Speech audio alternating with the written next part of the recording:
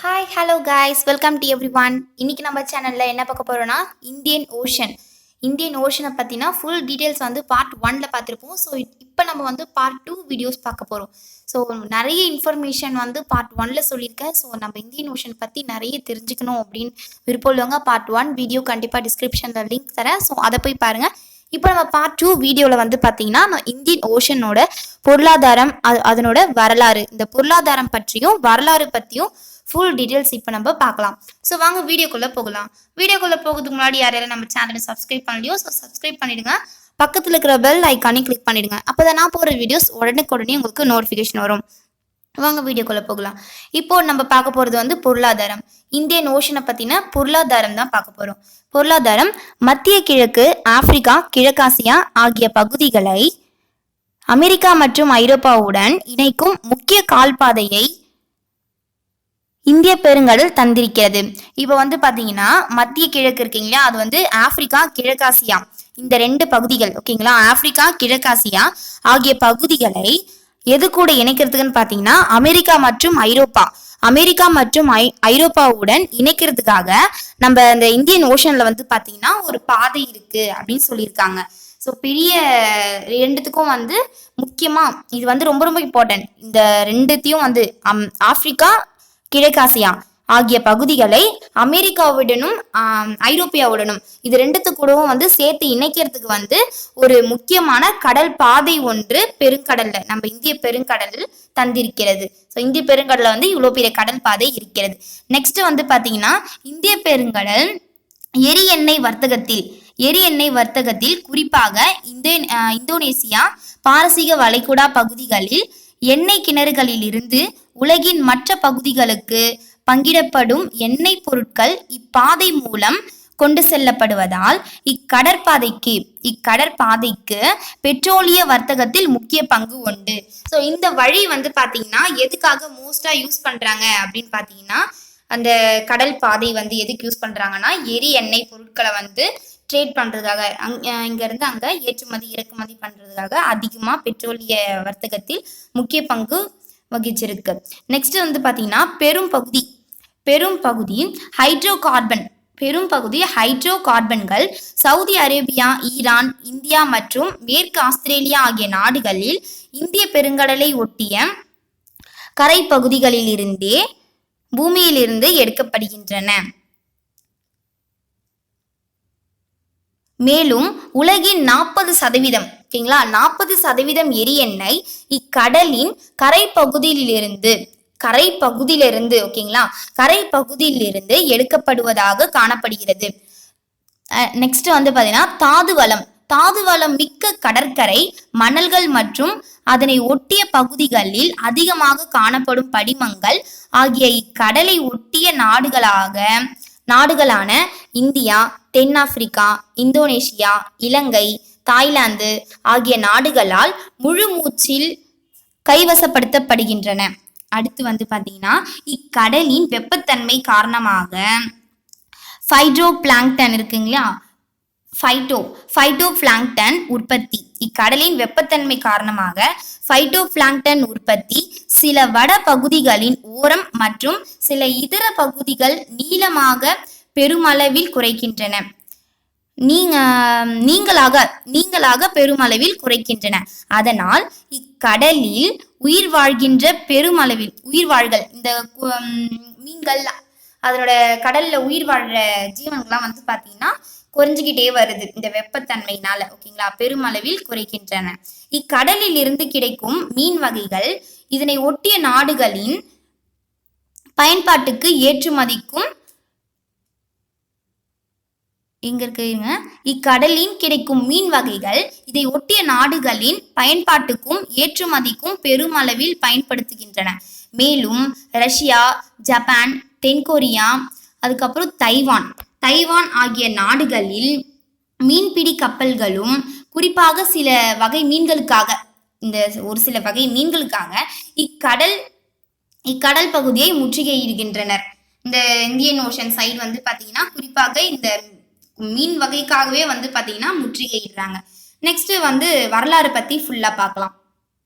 வரலாறு உலகின் மிக பழமையான நாகரிகங்களான சுமேரியா, எகிப்து, சிந்துவெளி ஆகிய டைக்ரீஸ், யூப்ரடஸ் நெல் இப்போ வந்து பார்த்தீங்கன்னா நைஸ், சிந்து நதிகளின் சமவெளிகளின் உருவான நாகரிகங்களும் தென்கிழக்கு ஆசியாவில் உருவான நாகரிகமும் இந்திய பெருங்கடலின் சுற்று வட்டார பகுதிகளிலேயே வளர்ச்சி அடைந்தன. புண்ட் பகுதிக்கு ஓகேங்களா, புண்ட் பகுதிக்கு தற்போதைய சொமாலியா ஓகேங்களா, சொமாலியாவாக கருதப்படுகிறது.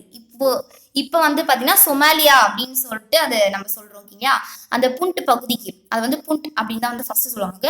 புண்ட் பகுதிக்கு செல்லும் பொருட்டு இக்கடலில் அனுப்பப்பட்ட எகிப்தியர்களின் முதல் தலைமுறையினரின் அதாவது ஏறக்குறைய பொ.உ.மு 3000 அந்த வருஷம் ஓகேங்களா மாலுமிகள், அதாவது எந்த மாலுமிகள் அப்படின்னு பார்த்தீங்கன்னா எகிப்தியர்களின் முதல் தலைமுறை இருக்காங்க இல்லையா, முதல் தலைமுறையினரின் மாலுமிகள் அனுப்பப்பட்டனர். பின்னர் திரும்ப சென்ற கப்பல்கள் நிறைய தங்கமும், அதுல அந்த கப்பல் ஃபுல்லா பார்த்தீங்கன்னா திரும்ப சென்ற அந்த கப்பல்கள் நிறைய தங்கமும் நறுமணப் பொருட்களும் ஓகேங்களா, நறுமணப் பொருட்களும் கொண்டு சென்றனர். அதுக்கடுத்து அறியப்பட்டவைகளுள் மிக பழமையான கடல் வணிகம்,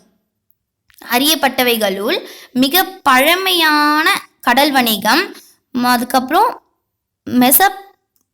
சிந்து வெளிக்கு இடையே இந்த கடல் வழியாக நடந்தது.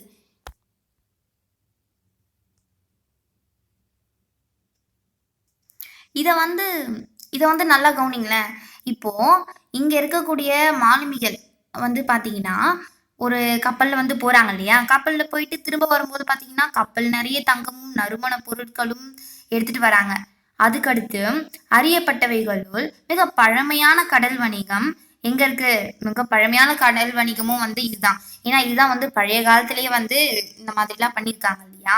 இப்போ மிக பழமையான கடல் வணிகம் மெசபொட்டாமியாவுக்கும் சிந்து வெளிக்கும் இடையே இந்த கடல் வழியாகத்தான் நடந்தது. இது ரெண்டுத்துக்கும் வந்து பாத்தீங்கன்னா நம்ம இந்தியன் ஓஷன்ஸ் கடல் வழியாக தான் வணிகமும் நடந்திருக்கு. நெக்ஸ்ட் பொனிஷியர்கள் ஏறக்குறைய எந்த வருஷம் எத்தனை வருஷத்துக்கு முன்னாடி அப்படின்னு பாத்தீங்கன்னா பொ.உ.மு 3000 அளவில் இப்பகுதியில் கால் வைத்திருக்கலாம். ஆனால் குடியேற்றங்கள் இல்லை. அவங்க வந்து அந்த வருஷத்துல வந்து வந்திருக்கலாம், பட் இங்க யாரும் வந்து வாழல, குடியேற்றங்கள் கிடையாது. இந்திய பெருங்கடல் மிக அமைதியான கடலும் இது. அதனால் வர்த்தகத்துக்கு ஏற்ற இடமாக அட்லாண்டிக் மற்றும் பசிபிக் கடல்களுக்கு முன்பே திகழ்ந்தன. இதுக்கு அந்த அட்லாண்டிக் பசிபிக் கடலுக்கு முன்னாடியே வந்து பாத்தீங்கன்னா இந்த கடல் வந்து வர்த்தகத்துக்கு ஏற்ற இடமாகவே இருந்திருக்கு. நெக்ஸ்ட் வந்து பாத்தீங்கன்னா சக்தி வாய்ந்த பருவக்காற்றுகள் அப்பருவத்தின் முதல் கட்டத்தில் கப்பலை எளிதில் மேற்கு நோக்கி செலுத்தவும் பின் சில மாதங்கள் கழிந்து அடுத்த கட்டத்தில் மீண்டும் கிழக்கு திரும்பவும் உறுதுணையாக இருந்தன. ஓகேங்களா. அந்த பருவ காற்று அந்த சைடு இந்தியன் ஓஷனோட பருவ காற்று வந்து பாத்தீங்கன்னா சக்தி வாய்ந்த பருவ காற்றுகள் அப்பருவத்தின் முதல் கட்டத்தில் கப்பல்களை சரியா அந்தந்த அவங்களுக்கு வேணுன்ற சைட்ல வந்து பாத்தீங்கன்னா ஸ்டார்டிங்ல வந்து பாத்தீங்கன்னா எளிதில் மேற்கு நோக்கி செலுத்தவும் பின் சில மாதங்கள் கழித்து அவங்க அடுத்த கட்டத்தில் மீண்டும் கிழக்கு நோக்கி திரும்பவும், இப்போ மேற்கு நோக்கி வராங்க மறுபடியும் திரும்பும்போது கிழக்கு நோக்கி போகும்போது பாத்தீங்கன்னா ஹெல்ப்ஃபுல்லா இருந்திருக்கு. அடுத்து இதுவே இந்தோனேஷியா மக்கள் வந்து பாத்தீங்கன்னா இந்திய பெருங்கடலை கடந்து மடகாஸ்கர் பகுதிகளில் குடியேற ஏதுவாக அமைந்தது. ஓகேங்களா. நெக்ஸ்ட் பொ.உ.மு முதல் மற்றும் இரண்டாம் நூற்றாண்டுகளில் சிசிகஸின் இடோகஸ் இந்திய கடலை கடந்த முதல் கிரேக்கர் ஆவார். ஓகேங்களா. நெக்ஸ்ட் ஏறக்குறைய இதே காலகட்டத்தில் கிப்பாலஸ் அரேபியாவில் இருந்து இந்தியாவுக்கு நேரடி பாதையை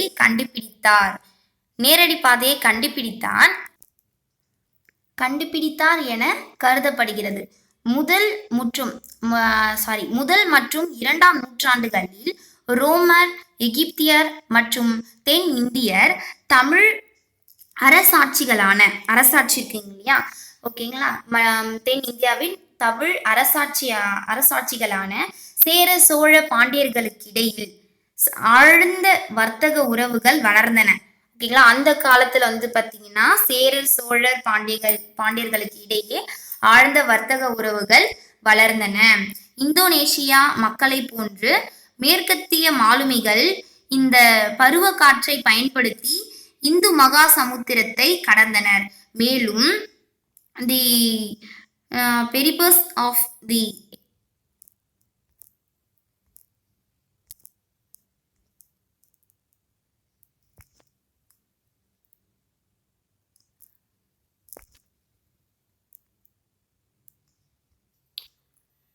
இது ஒரு புக் நேம்ங்க.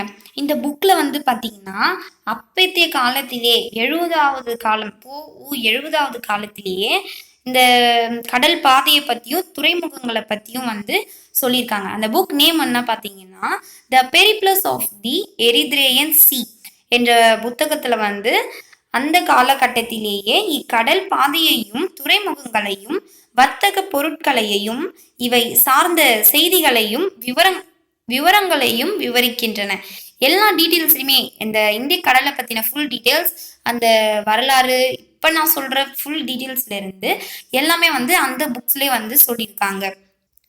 அடுத்து பார்த்தீங்கன்னா வாஸ்கோட காமா 1497 குட்கோஃப் முனையை சுற்றி இந்தியாவுக்கு கப்பலில் வந்தார்.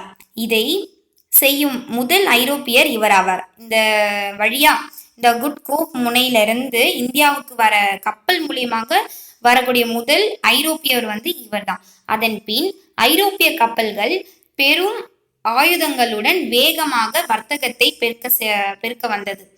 பின்னர் அதுக்கப்புறம் 1798 வந்து பார்த்தீங்கன்னா பின்னர் டச் கிழக்கிந்தியா கம்பெனி 1602 1778 ஓகேங்களா 78 அப்படி இல்லைன்னா 78 வந்து அதை முடிக்கிறதுக்காக 1798 தான் ஃபுல்ஃபில் பண்ணாங்க.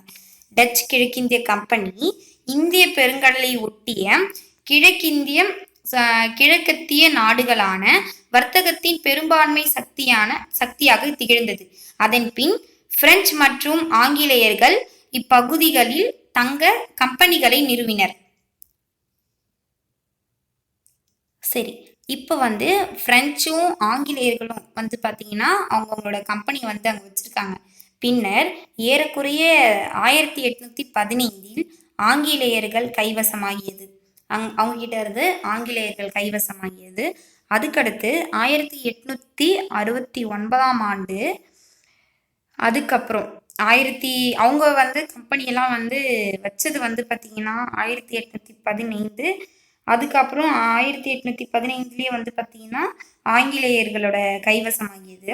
அதுக்கப்புறம் 1869 சூயஸ் கால்வாய் திறக்கப்பட்ட பின்னர் ஐரோப்பியர்களுக்கு கிழக்கு மீதான ஆவல் அதிகரித்தது. ஆனால் யாரும் வர்த்தகத்தில் பெருமளவு வெற்றி கொள்ள முடியவில்லை. இரண்டாம் உலகப் போருக்கு பின்னர் ஆங்கிலேயர்கள் இப்பகுதியிலிருந்து பின்வாங்கிய பின்னரும் அத்தகைய ஒரு ஆதிக்கத்தை இந்து கடலின் பால் இந்தியா, சோவியத் ஒன்றியம், ஐக்கிய அமெரிக்கா ஆகிய நாடுகளால் செலுத்த முடியவில்லை. இருந்தபோது யுஎஸ்எஸ்ஆரும் ஐக்கிய அமெரிக்காவும் ஐக்கிய அமெரிக்காவும் இக்கடல் பகுதிகளில் கப்பற்படை தளங்களை அமைக்க பல முயற்சிகள் எடுத்தன. ஆனால் இந்திய கடலை ஒட்டி வளரும் நாடுகள் இந்திய கடற்பகுதியை அமைதி பகுதியாக ஆக்க முயன்றன. ஓகேங்களா, இந்த கடற்பகுதியை வந்து அமைதி பகுதியாக ஆக்க முயன்றன. இதன் மூலம் இக்கடலை அனைவரும் சாதாரணமாக வர்த்தகத்துக்கு பயன்படுத்த முயற்சிக்கின்றன. சரி, வர்த்தகத்துக்கு வந்து பயன்படுத்தலான்னு முயற்சி பண்றாங்க. இருந்தாலும் இக்கடலின் இக்கடலின் மைய பகுதியில் டீகோ கார்சியா என்னும் இடத்தில் ஆங்கிலேயர்களும் ஐக்கிய அமெரிக்காவும் தற்போதும் கடற்படை தளம் அமைத்துள்ளது. ஓகேங்களா, கடற்படை தளம் அமைத்துள்ளது. மேலும் டிசம்பர் 26, 2004 அன்று சுமத்ரா தீவுக்கு எப்பன்னு பார்த்தீங்கன்னா 26 டிசம்பர் 2004 சுமத்ரா தீவுக்கு அருகாமையில் கடலுக்குள் ஏற்பட்ட நிலநடுக்கம் காரணமாக எழுந்த சுனாமி ஓகேங்களா சுனாமி பேரலை இந்து மகா சமுத்திரத்தை ஒட்டிய அனைத்து நாடுகளையும் தாக்கியதுடன் எத்தனை பேர் பார்த்தீங்கன்னா 2,26,000 2,26,000 பேரோட உயிரையும் 10 லட்சம் பேரின் வீடுகளையும் நாசம் செய்துள்ளது. இத்தனை பேரையும் நாசம் செய்துள்ளது அந்த கடல் அலைகள் வந்து. ஸோ இதன் மூலிமா வந்து பார்த்தீங்கன்னா அவங்க ரொம்ப டேமேஜும் ஆகியிருந்திருப்பாங்க. பொருளாதார ரீதியாக வந்து ரொம்ப பின்வாங்கியும் இருந்திருப்பாங்க. அதுக்கப்புறம் மறுபடியும் மீண்டு முயற்சிகள் பண்ணி எல்லாம் பண்ணியிருப்பாங்க. ஸோ இதோட தான் வந்து பார்த்தீங்கன்னா வரலாறை பற்றியும் பொருளாதார பற்றியும் ஃபுல் டீட்டெயில்ஸ் அவ்வளோதான். ஸோ இது வந்து கண்டிப்பாக உங்களுக்கு பிடிச்சிருக்கும். ஸோ கண்டிப்பாக லைக் பண்ணுங்கள், கமெண்ட் பண்ணுங்கள், ஷேர் பண்ணுங்கள், மறக்காமல் சப்ஸ்கிரைப் பண்ணிவிடுங்க. Thank you so much to every one.